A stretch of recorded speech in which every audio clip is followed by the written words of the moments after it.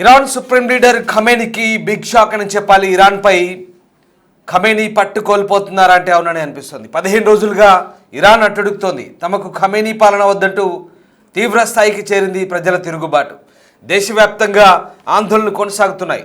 ఆందోళనలు అణచివేసేందుకు నిరసనకారులపై కాల్పులు జరుపుతున్నారు. కాల్పుల్లో ఇప్పటికే దాదాపు 500 పైగా మృతి చెందినట్టుగా తెలుస్తుంది. క్షతగాతులతో ఆసుపత్రులు నిండిపోతున్నాయి. ఇంటర్నెట్పై ప్రభుత్వం బ్లాకౌట్ విధించింది. అయినా ఏమాత్రం ఆందోళనలు తగ్గలేదు. ఇరాన్ అల్లర్లపై అమెరికా స్పందించింది.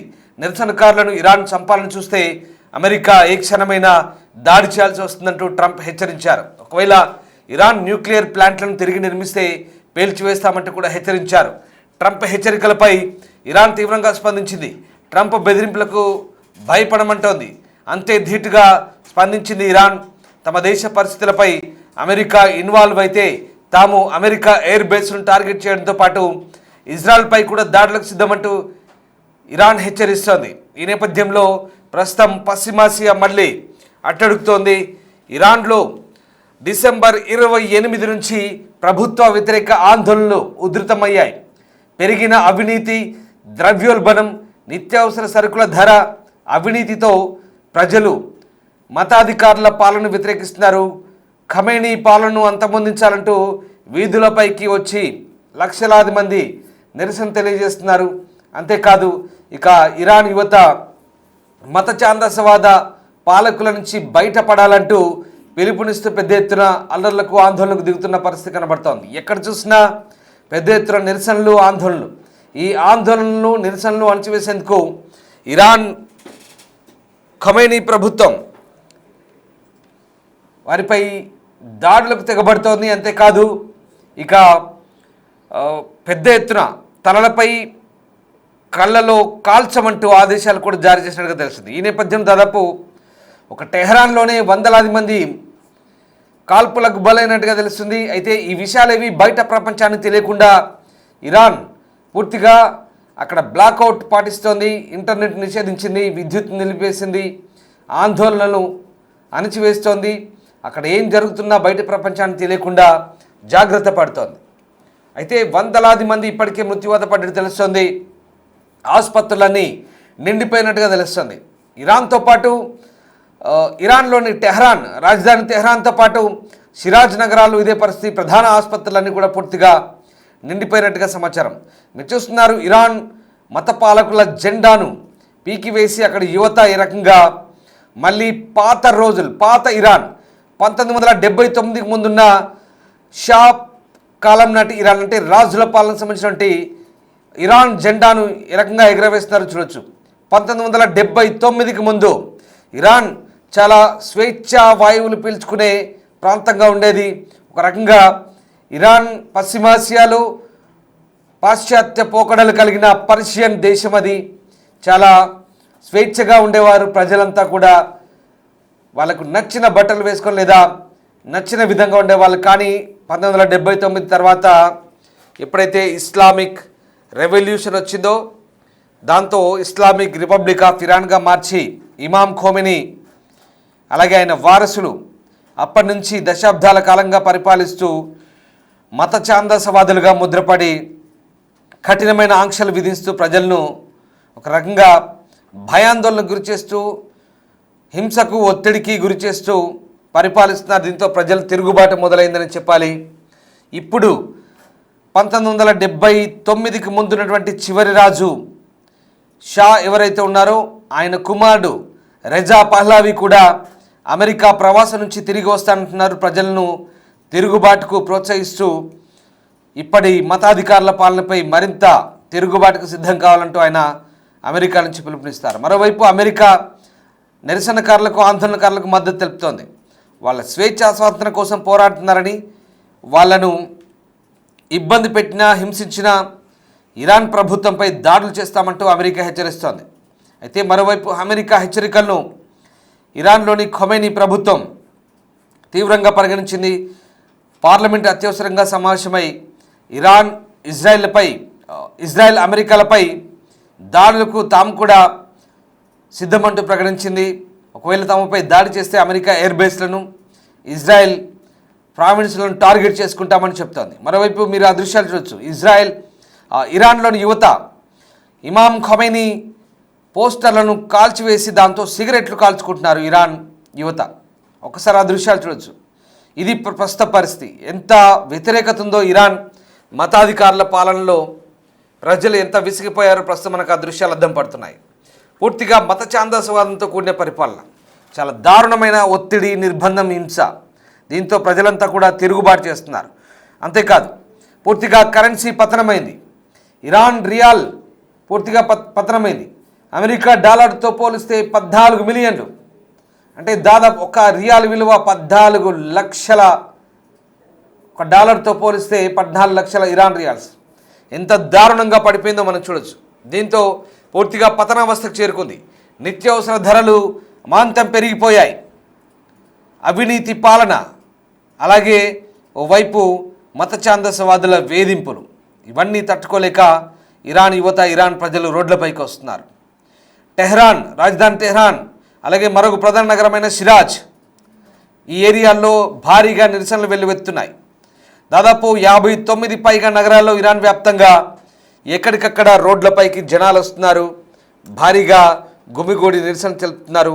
దానికి సంబంధించిన దృశ్యాలు మనం చూస్తున్న దృశ్యాలు కేవలం కొద్ది దృశ్యాలు మాత్రమే, అంతకు మించి జరుగుతోంది. ఇవన్నీ బయట ప్రపంచాన్ని తెలియనియట్లేదు. అక్కడ ఇరాన్ ప్రభుత్వం చాలా దారుణంగా ఉంది సిచ్యువేషన్. ఇరాన్ అట్టుడికిపోతోంది, ఇరాన్ తగలబడుతోంది. ఇది నిజమే. ఎందుకంటే ఇరాన్లో పరిస్థితులు పూర్తిగా దారుణంగా తయారయ్యాయి. ఇరాన్లో ఒక రకంగా పరిస్థితులన్నీ కూడా పూర్తిగా భిన్నంగా మారిన నేపథ్యంలో ప్రస్తుతం ఇరాన్లో చాలా దారుణమైన పరిస్థితులు కొనసాగుతున్న సిచ్యువేషన్ మనకు కనబడుతూ ఉంది. ఇక దీంతో ఇరాన్ సుప్రీం లీడర్ ప్రస్తుతం పట్టు కోల్పోతున్నట్టుగా మనకు అర్థమవుతుంది.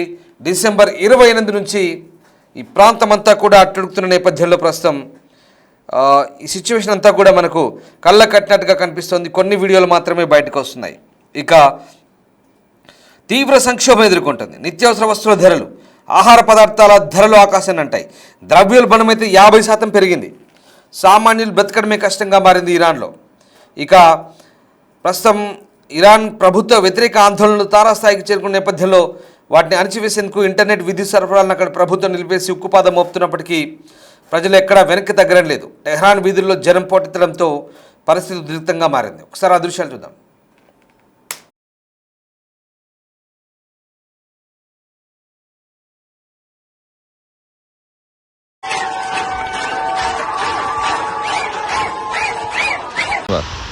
از اون ور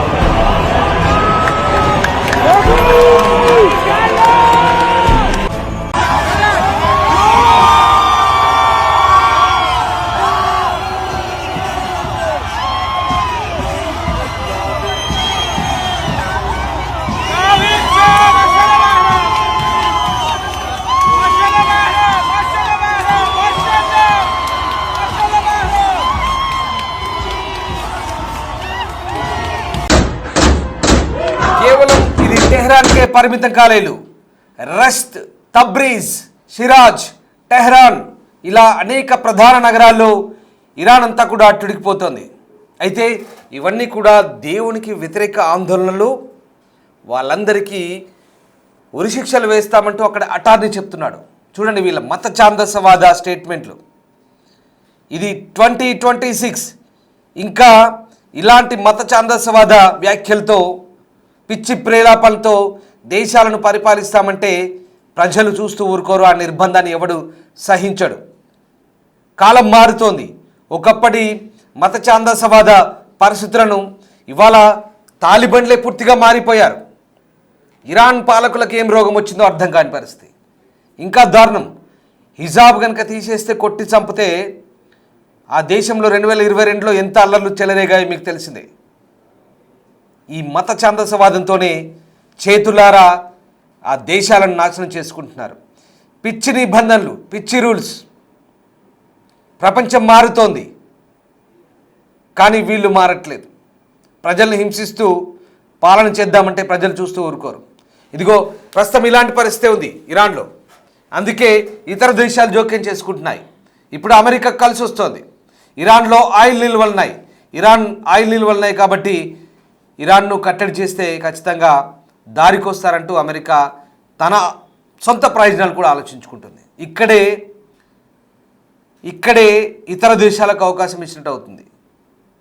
కొంతమంది ఇదిగో కేవలం ఇక్కడితో ఆగట్లేదు. ఇరాన్ ఇస్లామిక్ బ్రదర్హుడ్ పేరుతో హెజ్బుల్లాను, అలాగే సిరియాలో అటు హెజ్బుల్లాను, ఇటు హమాస్ను, వీలైతే పాకిస్తాన్ను భారత్కు వ్యతిరేకంగా ఇస్లామిక్ బ్రదర్హుడ్ పేరుతో వీళ్ళంతా కూడా ప్రేరేపిస్తున్నారు, పెంచి ప్రోత్సహిస్తున్నారు.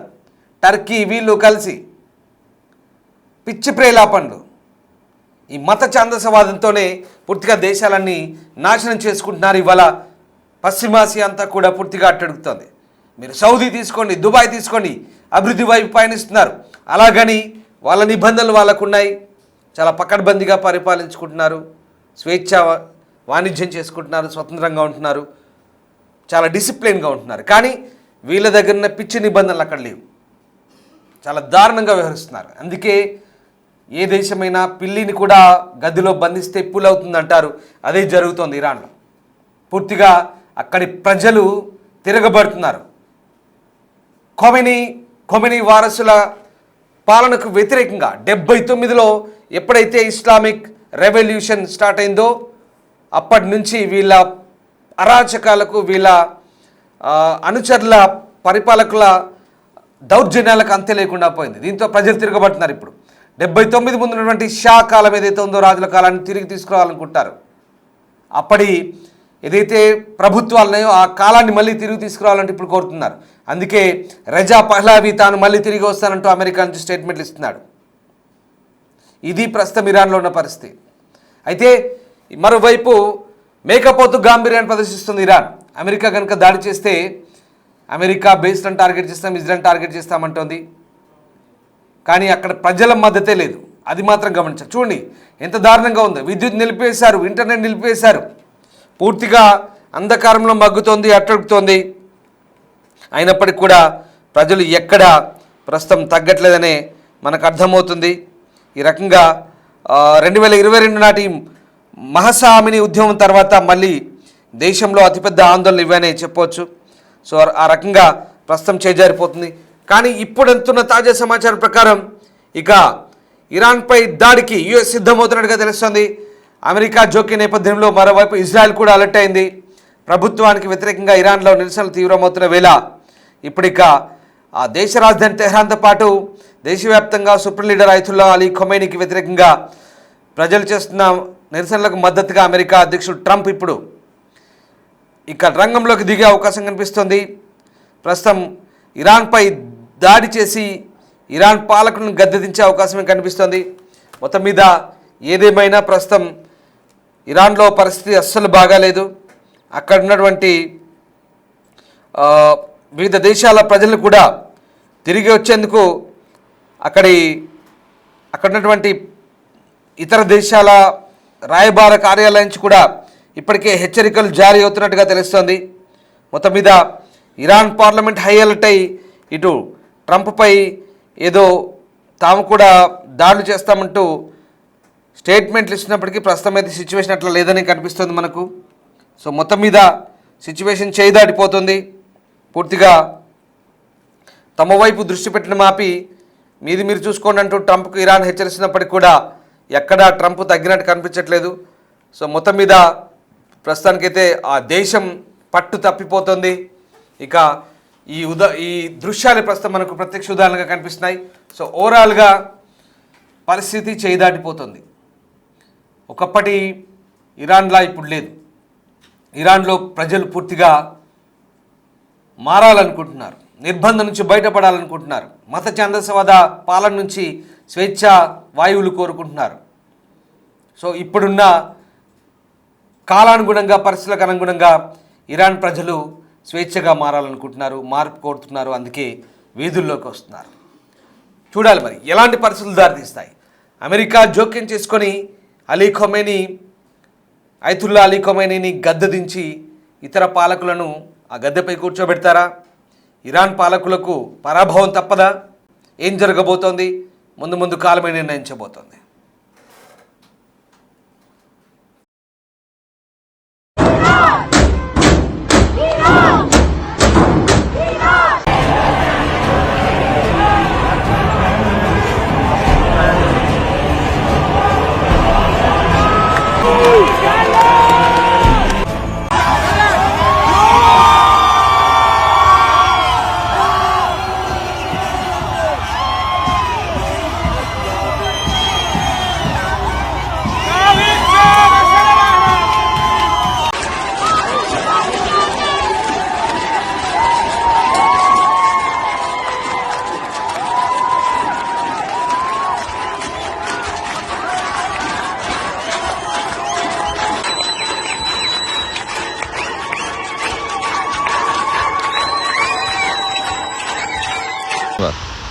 از اون ور